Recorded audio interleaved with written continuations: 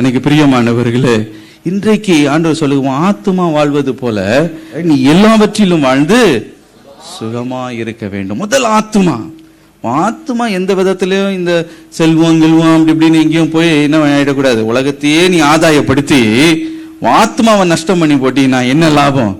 அது ஆண்டு முதல் ஆத்மாவை பார்ப்பாரு. இந்த ஆத்மா நல்லா செழிக்குது, எனக்குள்ள செழிக்குது, தேவ வார்த்தையில செழிக்குது, அபிஷேகத்துல செழிக்குது அப்படின்னா சரி, ஆத்மா வாழ்வது போல எல்லாவற்றிலும் வாழ்ந்திருக்கட்டும் அப்படின்னு ஆண்டு ஆசீர்வாதத்தை ரிலீஸ் பண்ணிடுவார். அல்லேலூயா. எனக்கு பிரியமானவர்களே, ஆண்டவர் கொடுக்கிற ஆசீர்வாதம் என்னன்னா, இந்த பூமியில நமக்கு நீடிய ஆயுளை கூட்டி கொடுக்கிறார். நான் ஆண்டவருக்கு பயந்து நடப்பேன், அவருக்கு பிரியமான நடப்பேன் நீங்க சொல்லுவீங்கன்னா உங்க ஆயுசு நாட்கள் ஆண்டவர் கூட்டி கொடுக்க ஆயத்தமாக இருக்கிறார்.